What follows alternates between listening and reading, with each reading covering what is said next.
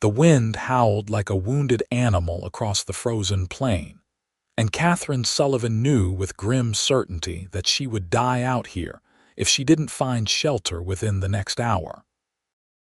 The January blizzard of 1885 had descended upon the Utah Territory with a vengeance that morning, transforming what should have been a simple 3-hour journey from Salt Lake City to Ogden into a nightmare of blinding snow and numbing cold. Her horse had thrown a shoe 2 miles back, forcing her to abandon the animal at a small way station and continue on foot when the stableman warned her that the storm was about to get worse. She should have stayed put, but her sister was due to give birth any day now, and Katherine had promised she would be there. Now that promise might cost her everything. Her fingers had stopped hurting 20 minutes ago, which she knew was a terrible sign. The thin traveling gloves she wore were meant for autumn weather, not this brutal assault of ice and wind. Her cloak, once a deep burgundy, was now white with accumulated snow, and so heavy she could barely keep moving forward. Each step required monumental effort, and she had long since lost any sense of direction. The road had disappeared beneath the drifts, and the world had narrowed to nothing but white and gray and the terrible cold that seeped into her bones. Katherine stumbled, caught herself, stumbled again. Her legs felt like lead weights. She tried to call out, but her voice was stolen by the wind before it could travel more than a few feet. 23 years old, and this was how it would end. Not in the comfortable Boston townhouse where she had grown up, not surrounded by family and friends, but alone in the wilderness of the Utah Territory, frozen solid like a statue made of ice and regret. Through the curtain of snow, she thought she saw something. A dark shape, too solid to be a trick of the storm. Katherine forced her feet to move, dragging herself forward with the last reserves of her strength. The shape grew larger, became more defined. A building.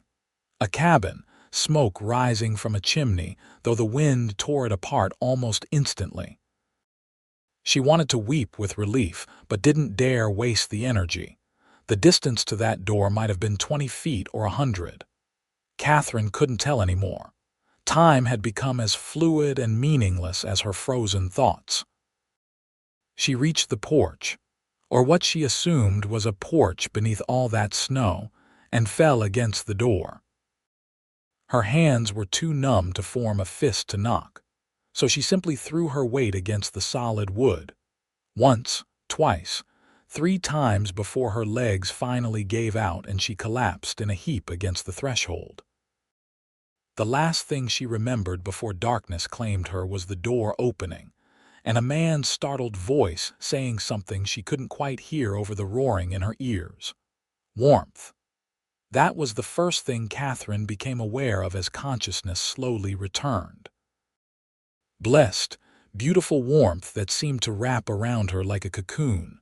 She tried to open her eyes, but her eyelids felt impossibly heavy. Somewhere nearby, a fire crackled and popped.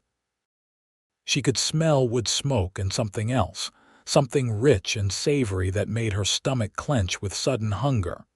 Easy now. The voice was deep, masculine, with a slight Western drawl that softened the words. Don't try to move too fast. You have been out for nearly 3 hours. Katherine forced her eyes open and found herself staring up at her rough-hewn wooden ceiling. She was lying on something soft, a bed or a couch, covered in what felt like a dozen blankets and quilts. When she turned her head, she saw him. He sat in a chair beside her makeshift sick, leaning forward with his elbows on his knees, watching her with an expression of concern mixed with curiosity. He was younger than his voice had suggested, probably not much older than her own 23 years, with dark hair that fell nearly to his shoulders and eyes the color of storm clouds. His face was weathered from sun and wind, but handsome in a rough, honest way that made her think of stone carved by water, all strong lines and sharp angles. He wore a simple work shirt rolled up to his elbows, revealing forearms corded with muscle, and his hands, she noticed, were large and capable-looking. "Where am I?" Katherine managed to croak out. Her throat felt like sandpaper. "My ranch. About 5 miles north of Ogden proper." He reached for something beside his chair and came up with a tin cup. "Here, drink this slowly. It is just water, but I warmed it a little so it would not shock your system." She tried to sit up, but her arms were shaking too badly to support her weight. Without a word, the stranger slipped one arm behind her shoulders and helped her rise enough to drink. The water was indeed warm, and it was the most delicious thing Katherine had ever tasted. She gulped it greedily until he gently pulled the cup away. "Slowly," he repeated. "You will make yourself sick." Katherine fell back against the pillows, exhausted from that small effort. "Thank you. I thought I was going to die out there." "You nearly did." His expression grew serious. "Another hour in that storm and you would have frozen solid. As it is, you are lucky you did not lose any fingers or toes. What in God's name were you doing out there alone, my sister?" Katherine said. "In Ogden. She is pregnant, due any day now. I was traveling from Salt Lake City when the storm hit. My horse threw a shoe and I had to leave him behind." The stableman said Ogden was just a few miles ahead, so I thought I could make it on foot before the worst of the weather arrived. I was wrong. The man shook his head, but there was no judgment in his eyes, only understanding. "The storm came up faster than anyone expected. I have lived in these parts all my life, and I have never seen a blizzard hit this hard this quick. You are not the only one who got caught out in it." He set the cup aside and extended his hand. "Name is Xander Everett. This is my ranch, the Broken E." Katherine took his hand, noting how warm and solid it felt against her still cold fingers. "Katherine Sullivan. Everyone calls me Kate." "Well, Miss Kate Sullivan, you are welcome to stay here as long as the storm lasts. I have plenty of supplies and the house is warm. Your clothes are drying by the fire," he added, and Katherine suddenly realized she was wearing what felt like a man's long underwear beneath all those blankets. Heat rushed to her face. "You undressed me." Xander had the decency to look embarrassed.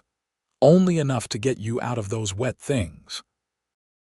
Your dress and everything was soaked through and frozen." I kept my eyes averted as much as possible and worked fast. It was a medical necessity, nothing more. I swear on my mother's grave I was a gentleman about it. Something in his voice made Katherine believe him. There was an honesty to this man, a straightforwardness that seemed as much a part of him as the color of his eyes. "I apologize for my reaction. You saved my life. I should be thanking you, not questioning your honor." "No apology needed. You have every right to be concerned." Xander stood up, and Katherine realized he was tall, easily over 6 feet, with the lean, powerful build of a man who made his living through physical labor. "I have some stew on the stove if you are hungry. Nothing fancy, just beef and vegetables, but it is hot and filling." Katherine's stomach answered for her with a loud growl that made them both laugh. The tension in the room broke like ice cracking in spring thaw. "I will take that as a yes," Xander said with a grin that transformed his serious face into something almost boyish. "Can you sit up on your own, or do you need help?" "I can manage," Katherine said, though it took more effort than she cared to admit. Her body felt like it had been beaten with hammers, every muscle aching and protesting. She managed to prop herself up against the pillows, keeping the blankets pulled up to her chin for modesty's sake. Xander disappeared through a doorway and returned a few moments later carrying a bowl and a spoon. He had also brought another chair, which he positioned near the bed so Katherine could use it as a makeshift table. The smell of the stew was intoxicating, rich with the scent of herbs and slow-cooked meat. "I can feed myself," Katherine said, reaching for the spoon, but her hand was shaking so badly that she nearly knocked the bowl over. Xander caught it just in time. "Your pride will not keep you fed," he said gently. "Let me help, just until you get some strength back." Katherine wanted to argue, but she was too hungry and too weak to put up much of a fight. She allowed Xander to spoon the stew into her mouth, each bite warming her from the inside out. It was good, surprisingly good, seasoned with what tasted like rosemary and thyme. "You are a good cook," she said between bites. "Had to learn. When you live alone, it is either learn to cook or starve." He fed her another spoonful. "I have been running this ranch by myself for about 2 years now, since my father passed. Heart gave out one day while he was mending fence. He was gone before he hit the ground." "I am so sorry," Katherine said softly. "That must have been terrible." It was. Xander's eyes grew distant for a moment. "But he went doing what he loved on the land he loved. There are worse ways to die." He seemed to shake himself, focusing back on her. "What about you, Miss Kate Sullivan? What brings a Boston lady all the way out to Utah territory?" Katherine blinked in surprise. "How did you know I was from Boston? Your accent. You have that particular way of speaking that East Coast people have. Plus, your clothes, even soaked and frozen, are too fine for out here. That dress probably cost more than I make in 3 months. There was no resentment in his voice, just simple observation. "My sister married a man from Ogden 2 years ago," Katherine explained. "A merchant named Thomas Whitmore. He came to Boston on business and swept her off her feet. They were married within 6 months, and she moved out here to be with him. I have been meaning to visit for over a year, but something always seemed to come up. Then I got her letter saying she was expecting, and I knew I could not put it off any longer. She is my only sibling. I wanted to be there for the birth. She is lucky to have a sister who would brave a Utah winter for her," Xander said. He scraped the last of the stew from the bowl and held it out to her. Katherine shook her head, too full to manage another bite. "How are you feeling now? Any numbness in your fingers or toes?" Katherine wiggled her toes beneath the blankets and flexed her fingers. They ached, but she could feel them. "Everything hurts, but I can feel it all. That is good, right? Very good. Means you will not lose anything to frostbite." Xander collected the bowl and spoon. "The storm should blow itself out by tomorrow morning, but the roads will not be passable for at least another day or 2 after that. Snow is piling up something fierce out there.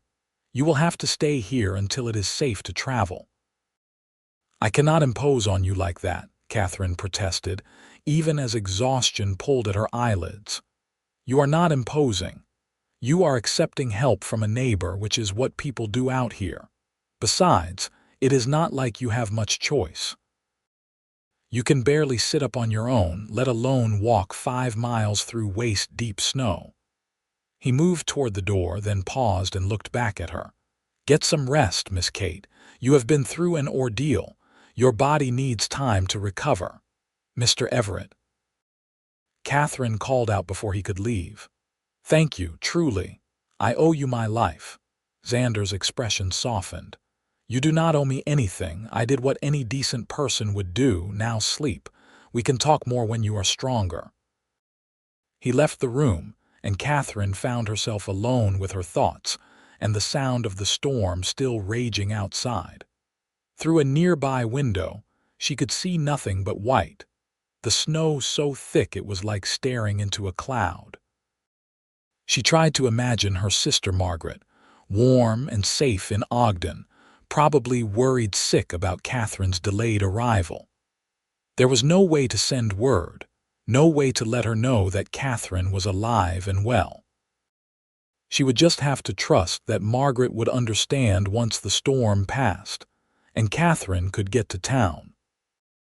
As her eyes drifted closed, Katherine's last conscious thought was of Xander Everett, his steady gray eyes and gentle hands, and the strange sense of safety she felt in this isolated cabin with a man she had only just met. It should have frightened her, being alone with a stranger in the middle of nowhere, but somehow it did not. There was something about him, something solid and trustworthy, that made her feel protected rather than threatened. She dreamed of snow and ice and warm gray eyes that watched over her like a guardian angel. When Katherine woke again, the light filtering through the windows had changed, grown dimmer. Late afternoon, she guessed, though it was hard to tell with the storm still raging. The fire had been built up and the room was pleasantly warm. She felt stronger than before, strong enough to sit up without assistance and take stock of her surroundings. The room was simple but well-maintained, with log walls chinked tight against the weather and a floor made of smooth wooden planks. The bed she lay on was pushed against one wall, covered in quilts that looked handmade, each one a different pattern. There was a dresser in one corner, a small table with 2 chairs near the fireplace, and not much else. Everything was clean and orderly, the dwelling of a man who took pride in his home even if he lived alone. Through the doorway Xander had disappeared through earlier, Katherine could hear movement and the clatter of pots. She considered calling out but decided against it. Instead, she carefully swung her legs over the side of the bed, keeping one blanket wrapped around herself for warmth and modesty. Her legs trembled when she tried to stand, but they held her weight.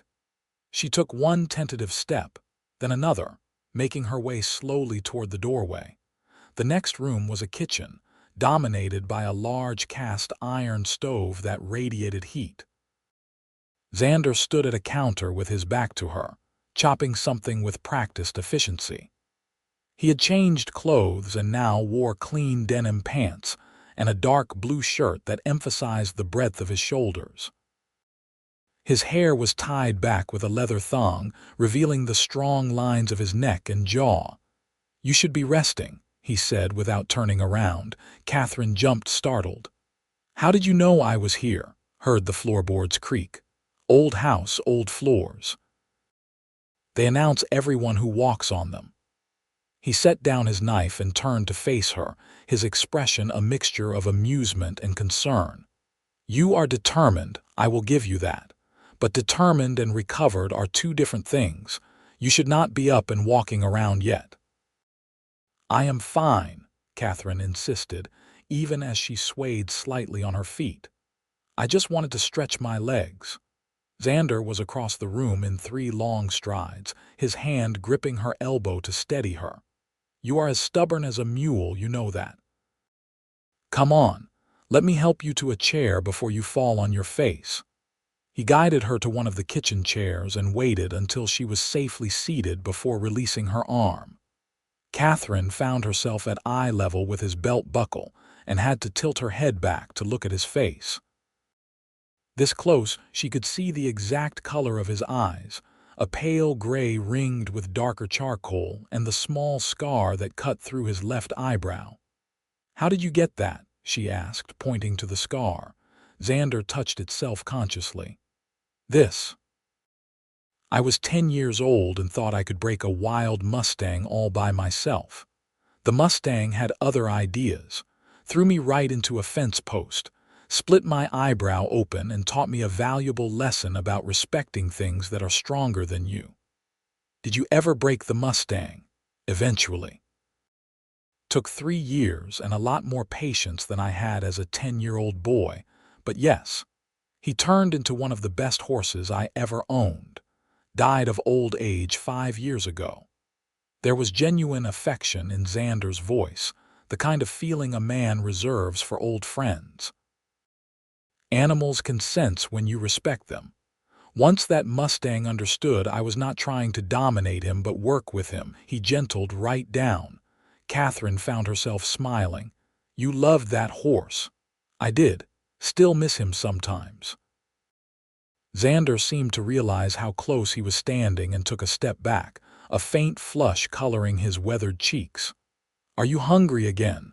I am making dinner, nothing fancy, just fried potatoes and salt pork. Can I help? Absolutely not. You are going to sit there and rest and maybe drink some more water. He filled a cup from a pitcher and set it in front of her. Doctor's orders. You are a doctor now. No, but I have patched up enough injured animals and ranch hands to know a thing or two about recovery. And the first rule is rest and fluids. He returned to his chopping, making quick work of several potatoes. Tell me about Boston. I have never been anywhere east of Denver. So Katherine told him, painting pictures with words of the cobblestone streets and brick townhouses, the harbor with its forest of ships' masts, the common with its elm trees and walking paths. She described the way the city smelled in autumn, all wood smoke and fallen leaves, and how the snow turned everything pristine and beautiful before the soot and grime of city life turned it gray. Xander listened while he cooked, occasionally asking questions or making observations.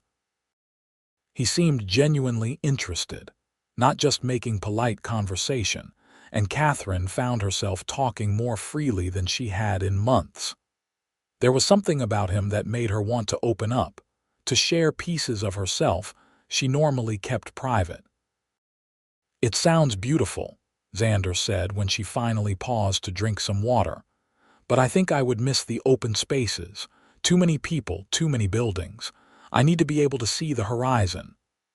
I thought I would miss the city when I decided to come out here, Katherine admitted. But the train ride through the mountains was the most beautiful thing I have ever seen. All those peaks covered in snow, rising up like cathedral spires. It took my breath away.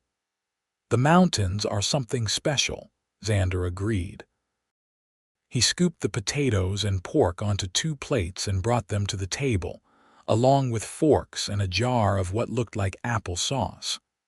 They never get old. I have been looking at them my whole life and they still surprise me sometimes. The way the light hits them at sunset, or the way the clouds move across the peaks. It is like watching a painting that never stops changing. They ate in comfortable silence for a while, the only sounds the crackling of the fire and the howling wind outside. Katherine found herself studying Xander when she thought he was not looking, noticing small details. The way he ate with quiet efficiency, not rushed but not lingering either. The calluses on his hands, marks of hard work honestly done. The lines at the corners of his eyes, probably from squinting into bright sun and wind. He was not a traditionally handsome man, not in the polished, refined way of the Boston gentleman she had known, but there was something appealing about him nonetheless. An authenticity, a groundedness that she found deeply attractive. "What are you thinking about?" Xander asked, catching her staring. Katherine felt heat rush to her face.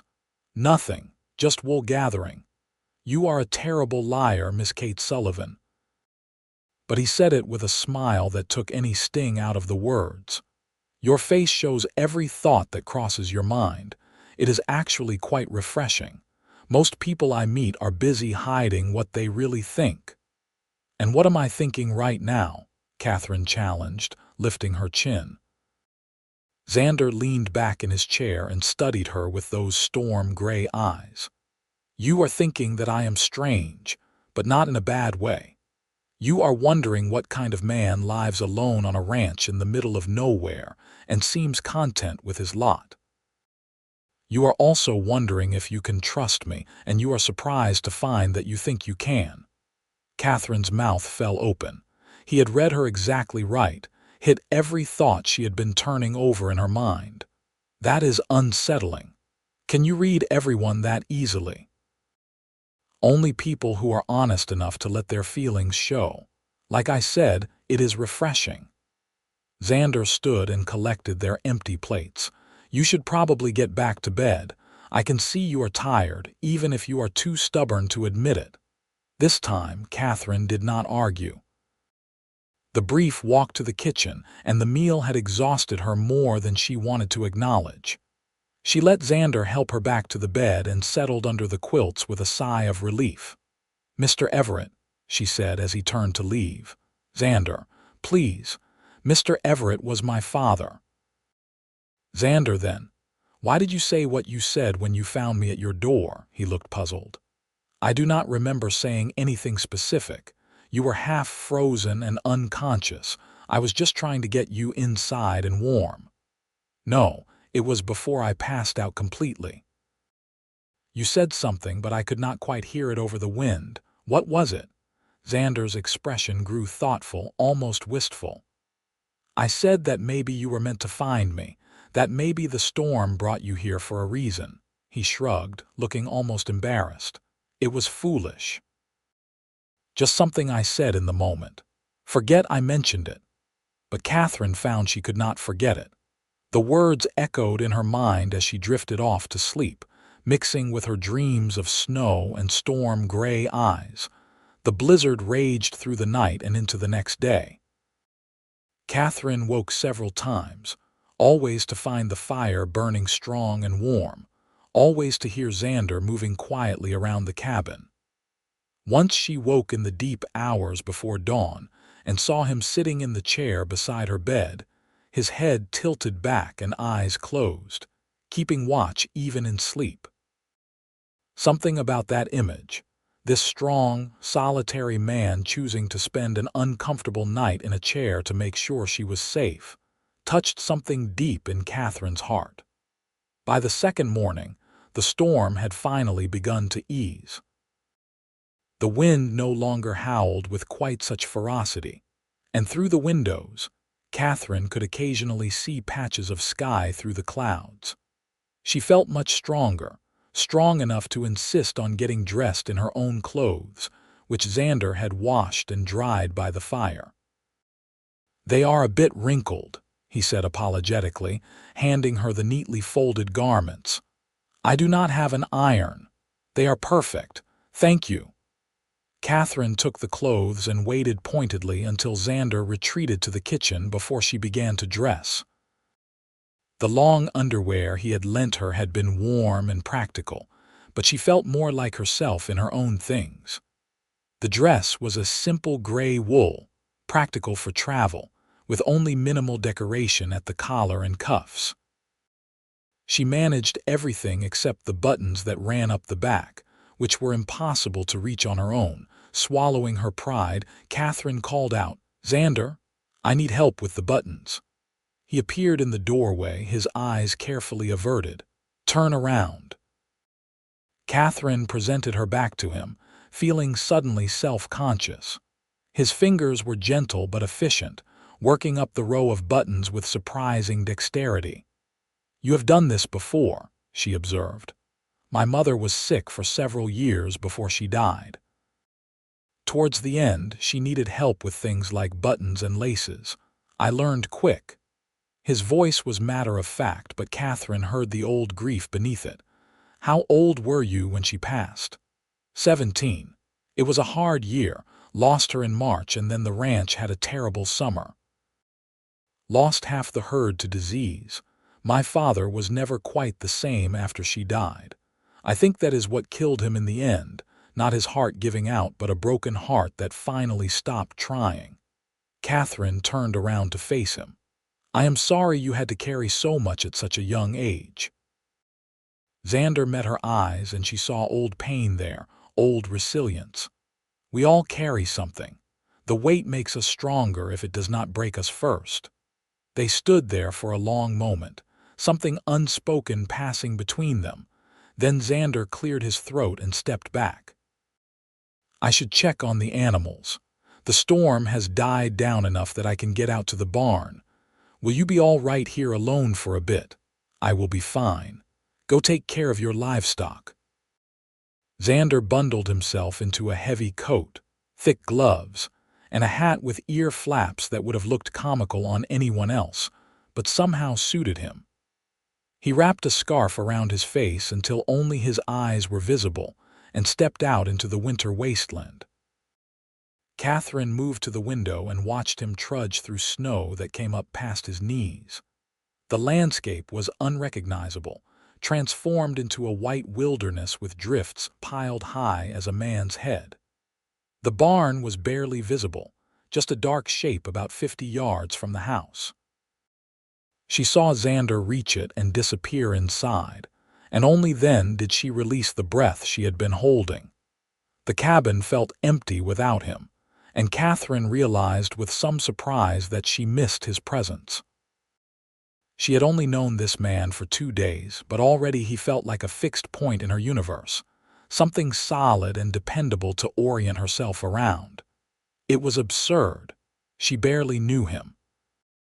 And yet, something in her heart recognized something in his, as if they were two pieces that fit together in a way neither had expected. Katherine spent the time while Xander was gone tidying up the cabin, making herself useful. She washed the breakfast dishes, swept the floors, and added wood to the fire to keep it burning strong. The activity felt good, helped her feel less like a helpless damsel and more like a contributing human being. When Xander finally returned over an hour later, his face was red with cold, but his eyes were relieved. All the animals made it through fine. I have 2 horses, 4 milk cows, a dozen chickens, and 1 very irritated barn cat who was not happy about being snowed in. Everyone is fed and watered now.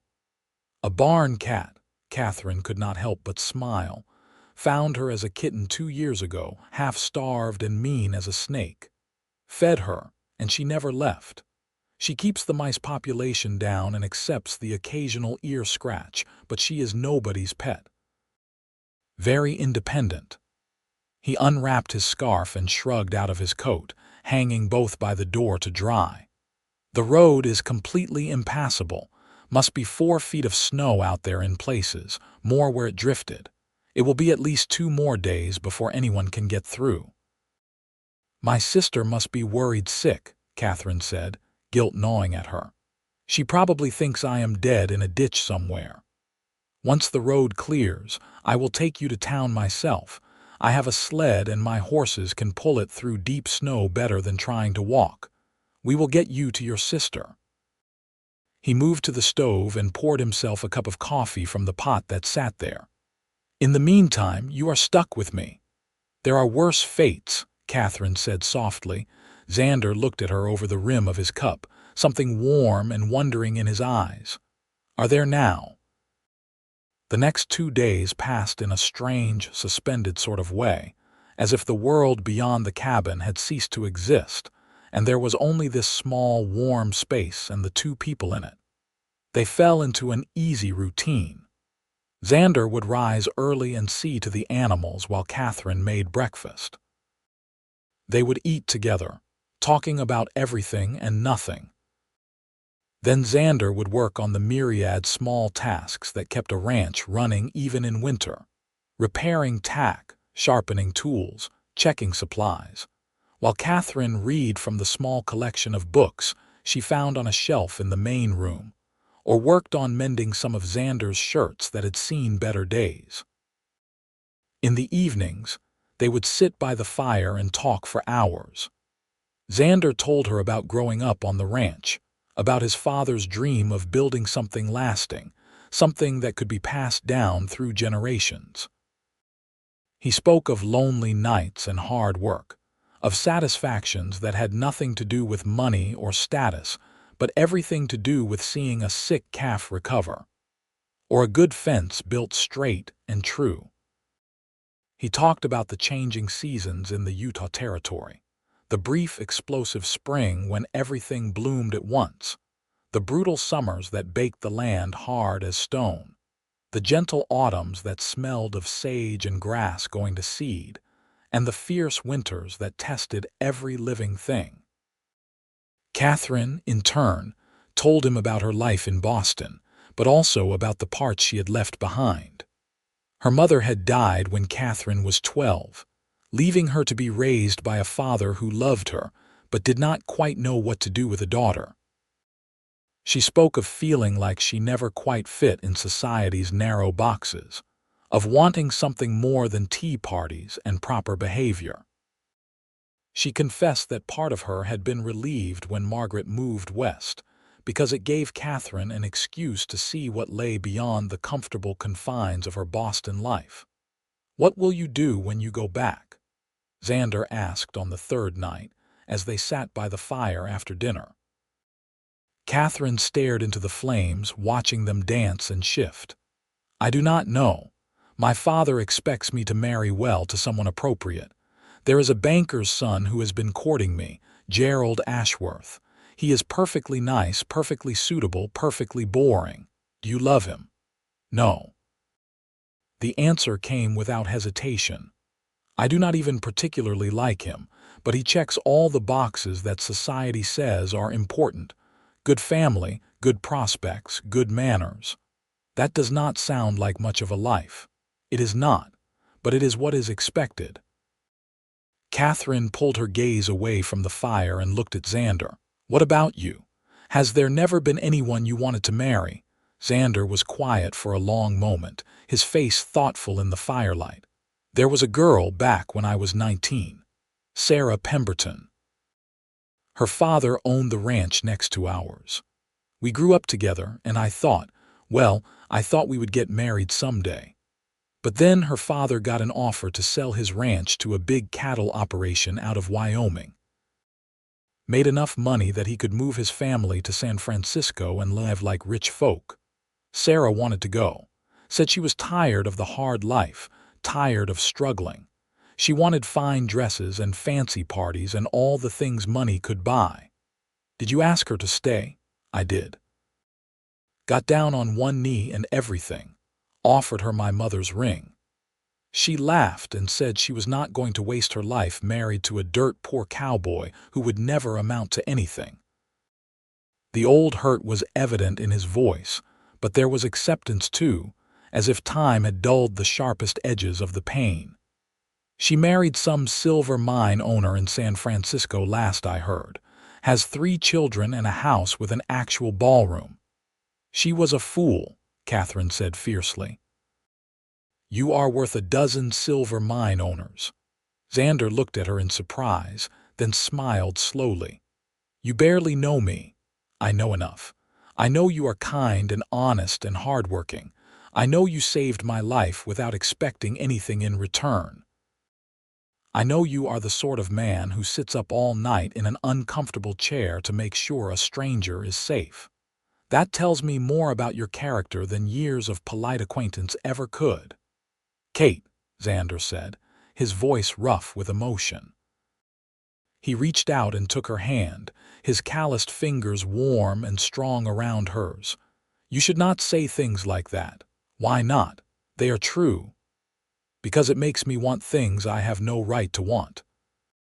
His thumb traced small circles on the back of her hand, sending shivers up Katherine's arm that had nothing to do with cold. You have a life waiting for you in Boston. I am just a rancher in the middle of nowhere. We live in different worlds. Maybe I am tired of my world, Katherine whispered. Maybe I want a different one. Xander stood abruptly, releasing her hand as if it burned him. He paced to the window and stared out at the darkness beyond. The roads will be clear tomorrow. I will take you to town, to your sister. That is where you need to be. Katherine felt the rejection like a physical blow, but beneath it was understanding. Xander was protecting himself, protecting his heart from wanting something he did not believe he could have. She wanted to argue, to tell him that they could find a way, but the words stuck in her throat. Maybe he was right. Maybe she was being foolish, reading too much into a few days of forced proximity. She stood and moved toward the bedroom. Good night, Xander. Kate, wait. His voice stopped her at the door. When she turned, he was facing her, and the look in his eyes made her breath catch. I am not good with words. I spend most of my time talking to horses and cows, and they are not much for conversation. But these past few days with you have been the best days I have had in longer than I can remember. You make this place feel like a home instead of just a house. You make me laugh. You make me think about things I had given up on thinking about, and that scares the hell out of me. Why does it scare you? Katherine asked softly. Because I am already halfway in love with you, and you are going to leave, and I am going to have to watch you go and know that I will spend the rest of my life comparing every other woman to you and finding them all wanting. The confession hung in the air between them, raw and honest and devastating in its simplicity. Katherine's heart hammered in her chest. She should be cautious, should be sensible. She had known this man for 3 days. It was not enough time to fall in love. It was not enough time to make life-changing decisions. And yet, when she examined her heart, she found that she had already made her decision, had made it somewhere in the space between being pulled from the storm and this moment. "Then, do not let me leave," she said. "Or rather, let me go to my sister because I promised her I would be there for the birth, but then let me come back. Let me choose to stay." Xander crossed the room in 3 long strides and cupped her face in his hands. "Are you sure? Really sure? Because once I kiss you, once I let myself believe this could be real, I will not want to let you go."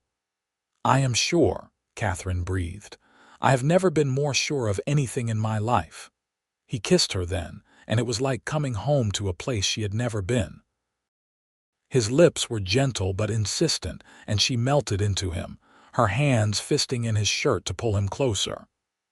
The kiss deepened, became something more desperate, more claiming. When they finally broke apart, both were breathing hard. "You were meant to find me," Xander said, echoing those words from that first day. "I knew it the moment I opened the door and saw you there. The blizzard brought you to my doorstep because you were meant to be here. You were meant to be mine." "Yes," Katherine agreed and kissed him again. They stood there in the firelight, holding each other as if they could stop time itself, as if they could freeze this moment and live in it forever. Outside, the winter night was cold and dark, but inside the cabin, spring had come early, bringing with it all the wild, impossible hope of new beginnings. The next morning dawned clear and brutally cold, the kind of cold that made the inside of your nose freeze when you breathed in. Xander was up before dawn, preparing the sled and hitching up his 2 sturdy draft horses. Katherine made breakfast and packed some supplies for the journey, moving around the kitchen with a familiarity that felt both strange and completely natural. They did not speak much as they prepared to leave. There was too much to say, and no need to say any of it. Everything important had been communicated the night before in that kiss, in the hours that followed when they had sat by the fire until the logs burned down to embers, talking about the future in soft, wondering voices. The journey to Ogden took most of the day, even with the sled.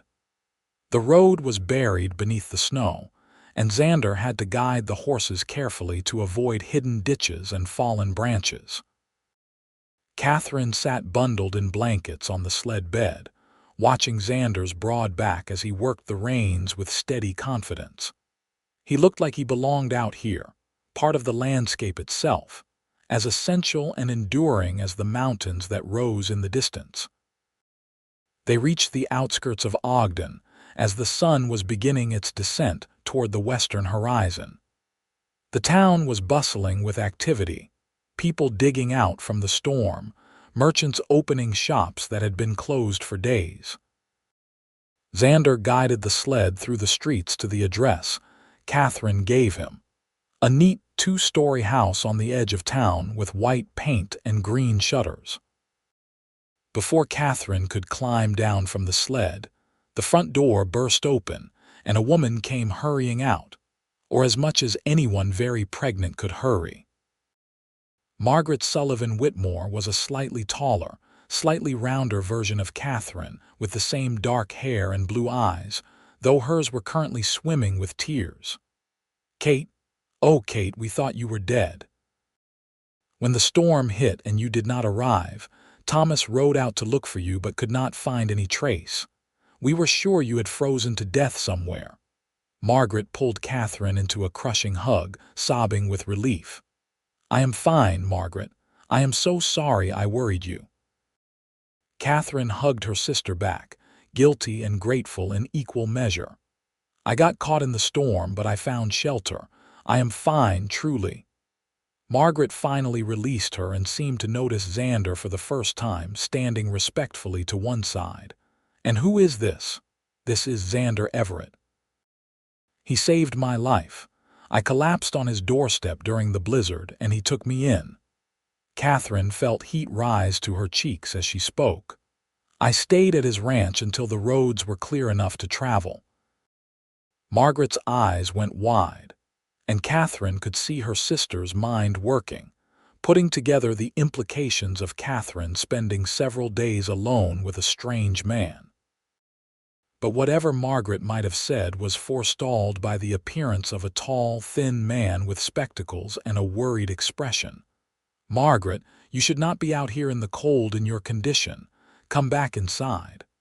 Thomas Whitmore turned to Katherine. "Kate, thank God you are safe. We have been beside ourselves.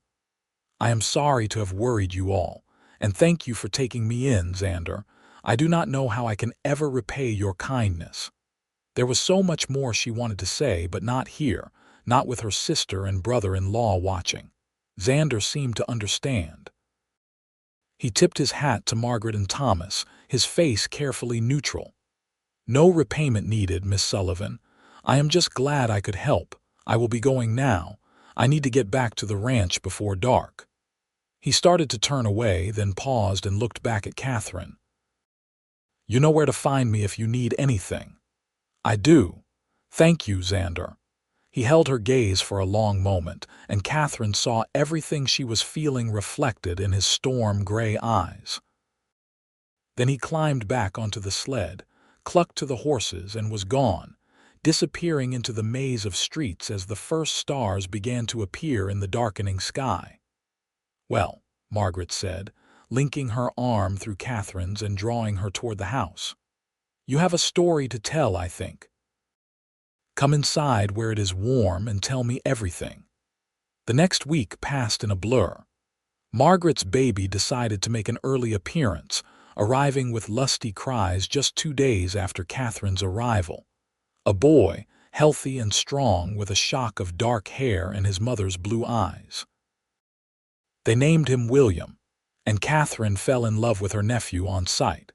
She threw herself into helping Margaret, learning to change diapers and swaddle the baby, taking turns walking him when he fussed at night, cooking meals and keeping the house running while her sister recovered.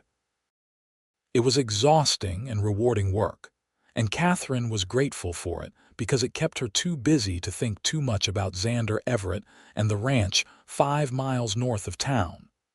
But at night, when the house was quiet and baby William was finally sleeping, Katherine would lie awake and remember. The warmth of Xander's cabin, the sound of his voice as he told her stories by firelight, the way he had looked at her as if she was something precious and unexpected, a gift he had not known he was waiting for. The taste of his kiss, the feeling of his arms around her. She missed him with an intensity that surprised her, an ache in her chest that no amount of rational thought could ease. "You should go see him," Margaret said one morning about 10 days after Katherine's arrival. They were sitting in the parlor, Margaret nursing baby William while Katherine mended one of Thomas's shirts. Katherine's needle stopped mid-stitch. "What?" the rancher. "Xander, you should go see him." Margaret shifted the baby to her other breast, her expression knowing. "You have been pining for the man ever since you got here. Do not try to deny it." "I have not been pining," Katherine protested weakly. "Kate, I am your sister. I have known you your entire life. You get this look in your eyes sometimes, like you are seeing something far away. You are thinking about him." Margaret reached over and squeezed Katherine's hand. "Tell me what happened. Really happened, not the sanitized version you told Thomas and me when you first arrived." So Katherine told her, the words spilling out in a rush. She described those days trapped by the storm, the long conversations, the way she had felt herself opening up to Xander in ways she never had with anyone else. She told Margaret about their kiss, about the promises made and the feelings confessed. When she was done, Margaret was smiling through tears. "Oh, Kate, you are in love with him. I know it is foolish. I have only known him for a handful of days. It is not enough time to fall in love, not really." "Who says?" Margaret countered. "I knew I loved Thomas within a week of meeting him. Sometimes you just know. Your heart recognizes something in the other person, and all the logic in the world cannot explain it or deny it. The question is, what are you going to do about it? I do not know. I am supposed to go back to Boston. Father is expecting me, and there is Gerald. I should at least have the courtesy to refuse his suit in person rather than through a letter." "Should you, though?"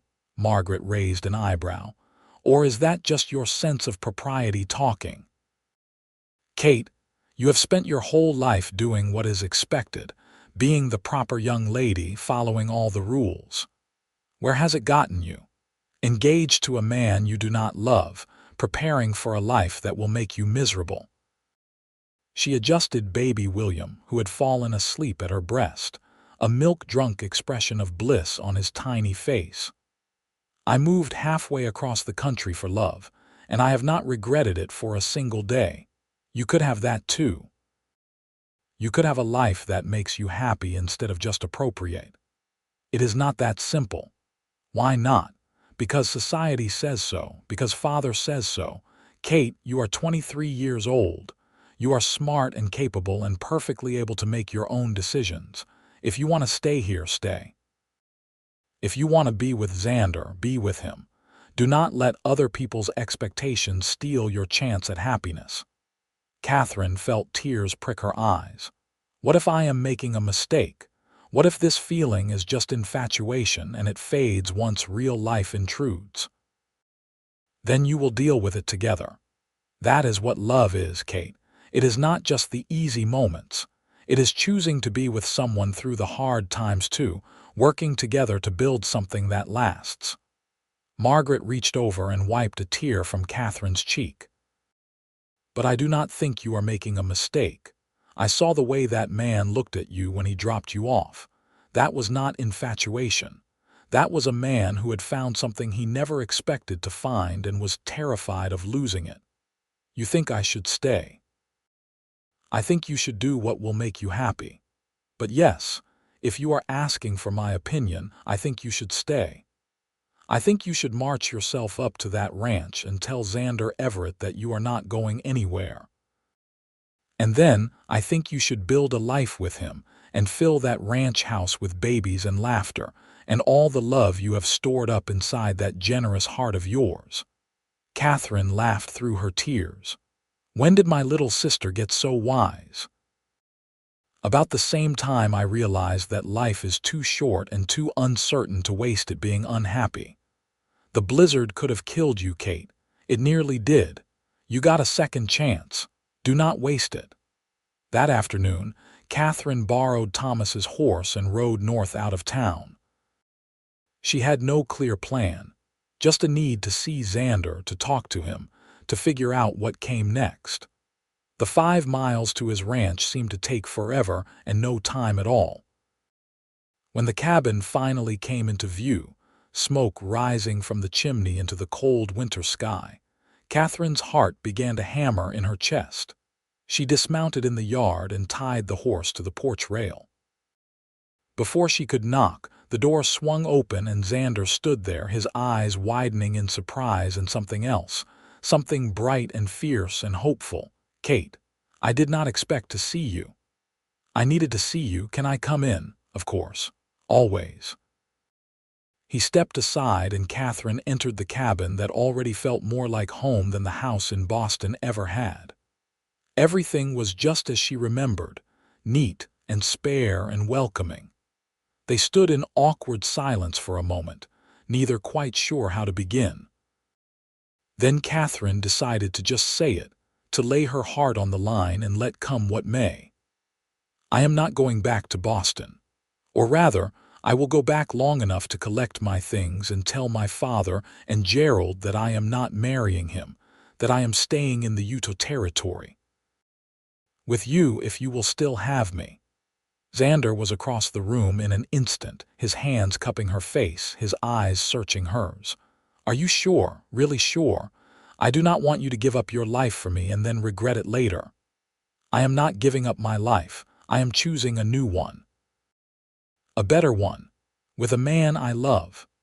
The word felt right, felt true, even though she had not said it before. "I love you, Xander Everett. I know it is fast and probably crazy, but I do. I love you and I want to build a life with you here on this ranch." "I love you too," Xander said, his voice rough with emotion. "I have loved you since you were half frozen on my doorstep, looking at me with those big blue eyes full of trust even though you did not know me from Adam. You are the most amazing woman I have ever met, and I do not deserve you, but I am selfish enough to keep you if you are offering." Katherine laughed and pulled him down into a kiss that tasted of joy and promise and forever. When they finally broke apart, both were grinning like fools. "So I guess I should ask properly," Xander said. He dropped to one knee right there in the middle of his cabin, still holding one of Katherine's hands. "Kate Sullivan, will you marry me? Will you be my wife and my partner and the mother of my children? Will you help me turn this ranch into a legacy, something we can build together and pass down to the generations that come after us?" "Yes," Katherine said, pulling him to his feet so she could kiss him again. "Yes to all of it. Yes to everything." They were married 3 weeks later in a simple ceremony at the small church in Ogden. Margaret and Thomas stood as witnesses, baby William sleeping peacefully through the vows. Katherine wore a dress that Margaret had helped her sew, simple white cotton with lace at the collar and cuffs. Xander wore his best Sunday suit and looked so nervous and happy that Katherine wanted to cry just looking at him. When the pastor pronounced them man and wife, Xander kissed her with such tenderness that Katherine felt like her heart might burst. They were married.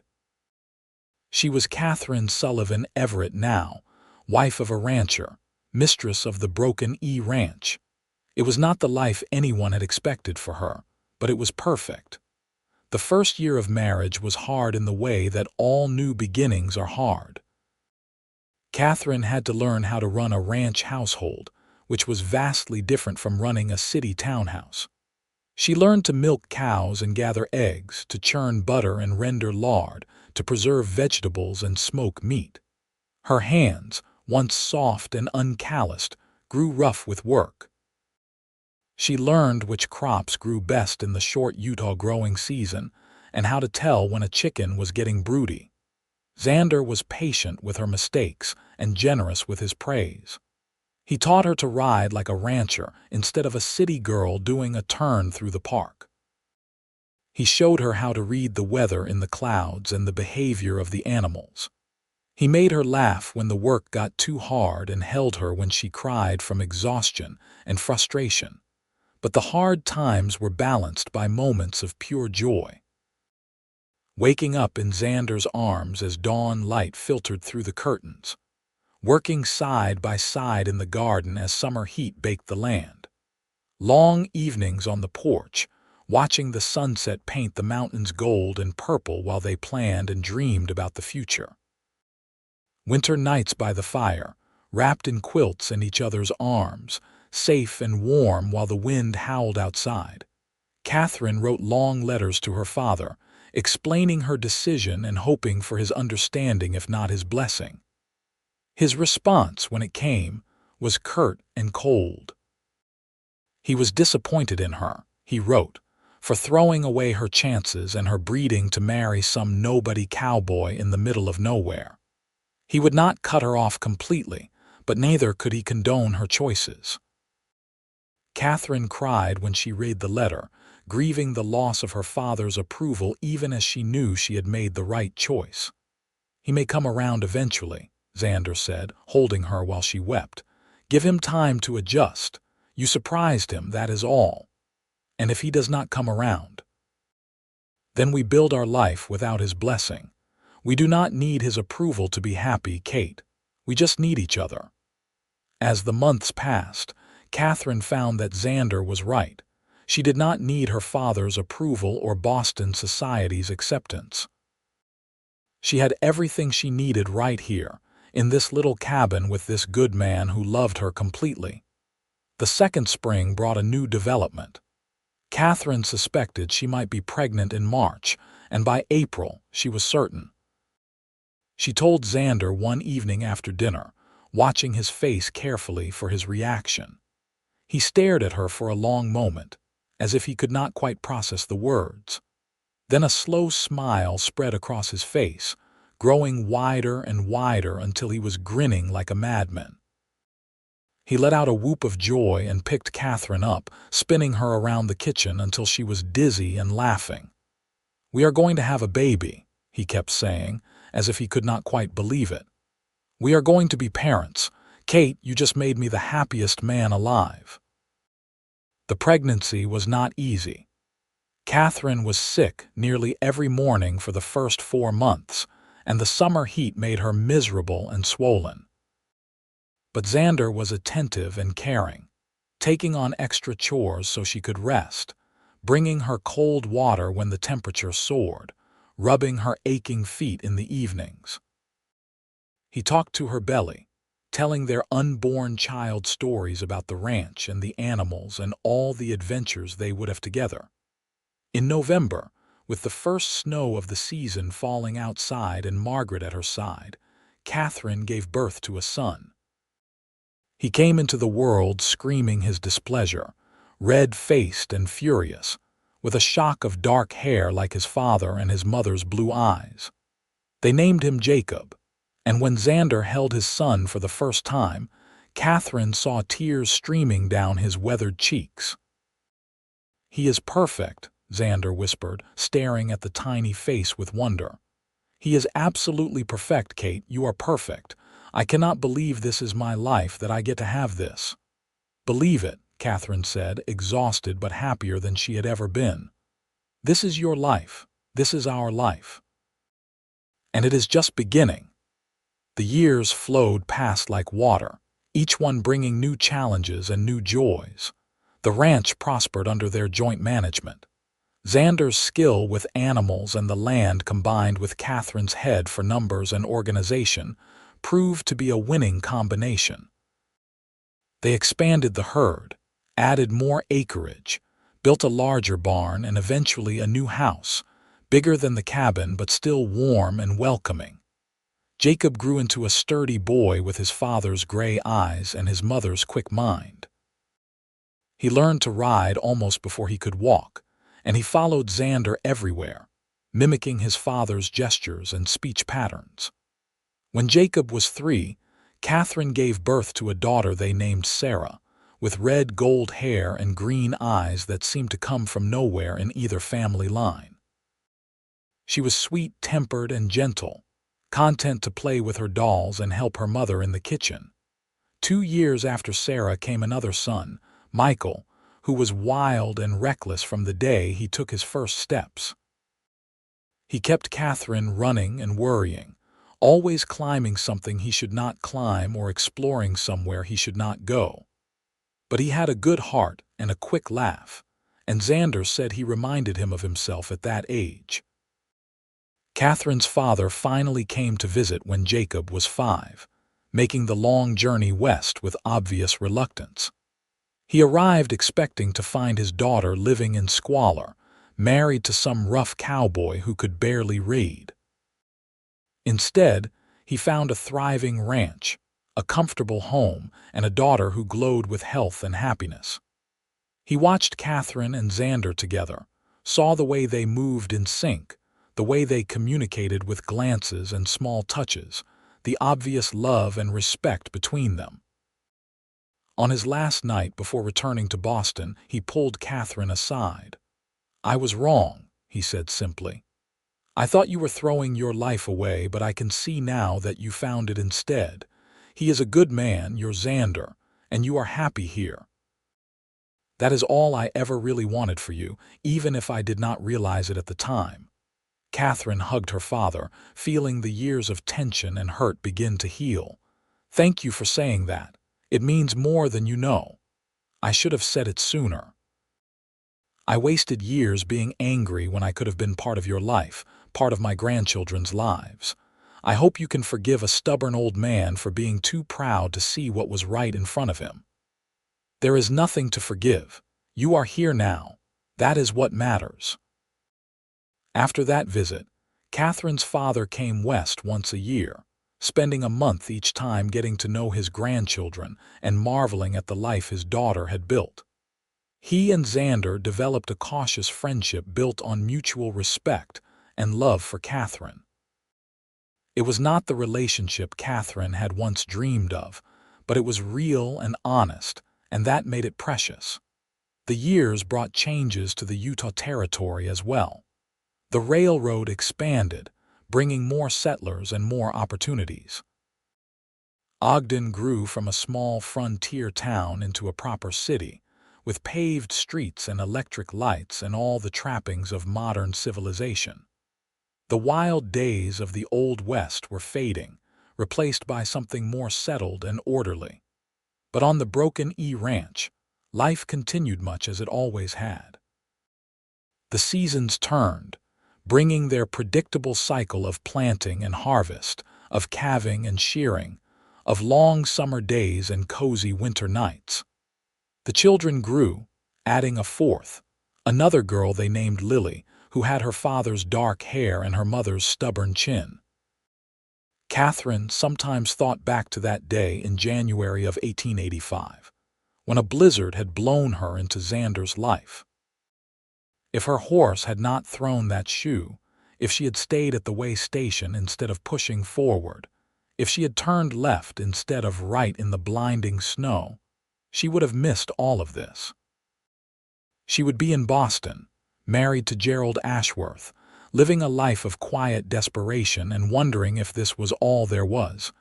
Instead, she had this: a husband who still looked at her like she was the most precious thing in the world. 4 healthy, happy children who were growing into remarkable people. A home she had helped build, a ranch she had helped run, a community where she was known and respected. Friends and neighbors who could be counted on in times of trouble. A life full of purpose and meaning and love. On their 10th wedding anniversary, Xander surprised Katherine by taking her back to the cabin where they had first met. They left the children with Margaret and Thomas and rode out on a crisp autumn day, the mountains blazing with color against an impossibly blue sky. The cabin was still there, though they used it now mostly for storage and as a shelter for ranch hands during spring calving season. Xander built a fire in the old fireplace while Katherine looked around, remembering those first days. She could almost see her younger self lying on that bed, half frozen and frightened. She could almost hear their voices as they talked late into the night, learning each other, falling in love without quite realizing it was happening. "What are you thinking about?" Xander asked, coming up behind her and wrapping his arms around her waist. Katherine leaned back against his solid warmth. "I am thinking about how strange life is, how one moment, one decision can change everything. If that blizzard had hit an hour earlier or later, if I had taken a different road, if you had not been home that day, none of this would have happened. We would never have met. But we did meet. The blizzard brought you to my doorstep, just like it was meant to." Xander turned her in his arms so she was facing him. There was silver threading through his dark hair now, and lines around his eyes from years of squinting into sun and wind, but he was still the same man who had pulled her from the storm and offered her shelter. "You were meant to find me, Kate. I truly believe that. We were meant to be together." "I believe that too," Katherine said. She reached up and touched his face, tracing the familiar contours, the scar through his eyebrow that she loved so much. "You are my home, Xander. Not this place, not the ranch, not Utah or Boston or anywhere else, just you. Wherever you are, that is where I belong." Xander kissed her then, deep and slow and tender, and it was like coming full circle. They had started here in this cabin, two strangers thrown together by chance and storm. And here they were, a decade later, so intertwined that Katherine could not remember where she ended and Xander began. They made love in front of the fire, taking their time, relearning each other's bodies with the familiarity of long practice and the excitement of deep love. Afterwards, they lay tangled together beneath a pile of quilts, listening to the fire crackle and the wind whisper around the cabin walls. "You ever regret it?" Xander asked quietly. "Giving up your old life for this one?" Katherine did not even have to think about her answer. "Not for a single second, not even on the hardest days. This is the life I was meant to have. You are the man I was meant to love. Everything that came before was just preparation for this for us." Xander tightened his arms around her. "I love you, Kate Everett. I love you more today than I did yesterday, and I will love you even more tomorrow. Every day with you is a gift I never thought I would get. I love you too, always." They stayed in the cabin until the fire burned down to embers, then reluctantly dressed and rode back to the ranch house, where their children waited and their life continued.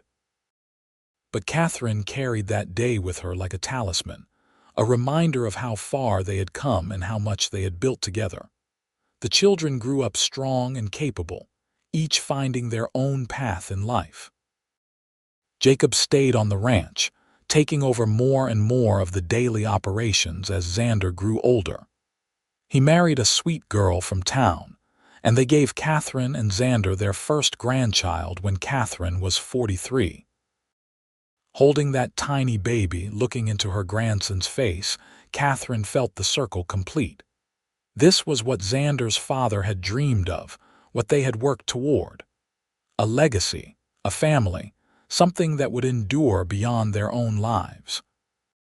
Sarah became a teacher, opening a small school in Ogden and dedicating her life to educating the next generation. Michael, true to his adventurous nature, became a ranch hand and wandered throughout the West, sending letters from Montana and Wyoming and Colorado, always seeking the next horizon. Lily, their youngest, surprised everyone by showing a talent for medicine. She apprenticed with the doctor in Ogden and eventually became a midwife, bringing new life into the world with the same gentle competence she brought to everything she did. Katherine and Xander grew old together, their love deepening and maturing like good wine. They buried friends and welcomed grandchildren, weathered droughts and celebrated good years, faced hardships and counted blessings. Their hair turned gray and then white, their bodies grew stiff and creaky, but they never stopped reaching for each other in the night, never stopped finding comfort in each other's presence. When Xander was 68, his heart began to fail. The doctor said there was nothing to be done, that it was simply his time. Xander took the news with the same calm acceptance he had brought to every other challenge in his life. He made sure all his affairs were in order, made sure Jacob understood how to run the ranch, spent long hours with each of his children and grandchildren, making sure they knew they were loved. Katherine refused to leave his side during those final weeks.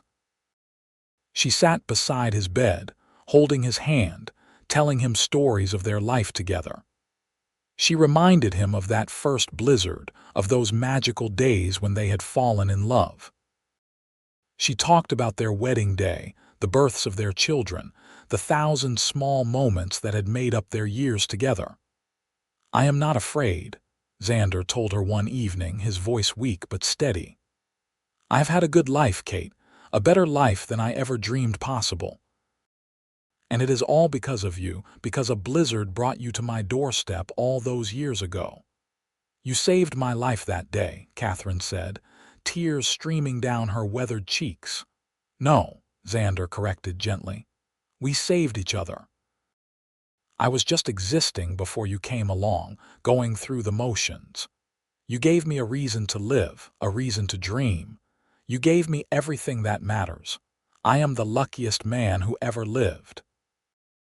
He died peacefully 3 days later with Katherine holding his hand and all 4 of their children gathered around his bed. His last words were, "I love you," spoken to Katherine with the last of his strength. Then he closed his eyes and slipped away, his weathered face peaceful, almost smiling. Katherine thought she might die too, from the sheer weight of grief. The world seemed impossibly empty without Xander in it. But she had his children and grandchildren, had the ranch they had built together, had a lifetime of memories to sustain her. She lived 7 more years, long enough to see Jacob's children grown and starting families of their own, long enough to know that the legacy she and Xander had created would endure. When Katherine finally passed, quietly in her sleep at the age of 77, they buried her beside Xander on a hillside overlooking the ranch. The simple headstones bore their names and dates, and beneath both, the same inscription: "Brought together by a blizzard, bound by love, forever united." On winter nights, when the wind howled down from the mountains and snow blanketed the land, people on the Broken E Ranch sometimes swore they could see 2 figures walking hand in hand through the storm, laughing together like young lovers. Just the wind playing tricks, the rational folks said. But the romantic ones, they knew better.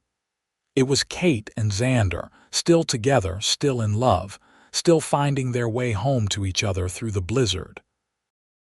And in the ranch house that Jacob and his family now occupied, the old cabin that had started it all still stood, maintained as a monument to where it all began. Grandchildren and great-grandchildren played there on sunny days, and at night, a light was always left burning in the window, a beacon for any lost soul who might need shelter from the storm. Because that was the lesson Kate and Xander had taught through their lives and their love. That sometimes the worst storms bring the greatest blessings. That home is not a place but a person. And that love, real love, endures beyond death, beyond time, beyond anything that tries to separate it. Their story became legend in the area, told and retold until fact and fancy blurred together. But at the heart of it remained the simple truth. A blizzard had brought her to his doorstep, and he had recognized in that moment what it had taken her a few days longer to see. She was meant to find him. They were meant to be together, and nothing, not even death, could truly part them. The Broken E Ranch continued to prosper through the generations, each new family adding their own chapter to the story while honoring the legacy of Kate and Xander. Their great-great-grandchildren still worked the land, still raised cattle and horses, still looked up at the mountains with wonder and appreciation. The ranch house was expanded and modernized over the years, but certain things remained sacred. The original cabin was preserved exactly as it had been. Kate's journals, filled with her neat handwriting detailing their life together, were kept safe and passed down. Xander's first saddle hung in the barn, along with a photograph of him and Kate on their wedding day, both of them young and radiant with joy. And every January, on the anniversary of the blizzard that had changed everything, the family would gather at the ranch. They would light candles in the old cabin, read passages from Kate's journals, and toast the memory of the couple who had started it all. The children would beg for the story to be told again, and someone would always oblige, describing how their great-great-great-grandmother had stumbled through a blizzard and collapsed on the doorstep of a lonely cowboy, how he had saved her life, and she had saved his in return, how they had built something beautiful and lasting from that chance meeting. Was it really chance? The youngest children would ask, and the answer was always the same. No, it was fate, it was destiny, it was exactly what was meant to happen. Because the best love stories are not the ones we plan, but the ones that find us when we least expect them, in the middle of a storm at the end of our strength, when we are finally ready to be found. The Everett family legacy was not just land and cattle and buildings. It was a love story that had survived every challenge, overcome every obstacle, and emerged stronger for it. It was a reminder that sometimes the things we think will destroy us actually lead us exactly where we need to be. It was proof that home is not where you come from, but who you choose to be with, who you choose to build a life alongside. And on quiet winter nights, when the wind blew cold and snow began to fall, the people of Ogden and the surrounding ranches would look toward the broken E and smile. Because they knew that somewhere out there in the space between memory and legend, Kate and Xander were still together, still in love, still proving that the right person is worth any storm, any struggle, any sacrifice. The blizzard had brought her to his doorstep. The cowboy had said she was meant to find him. And in the end, they had both been proven absolutely, undeniably right.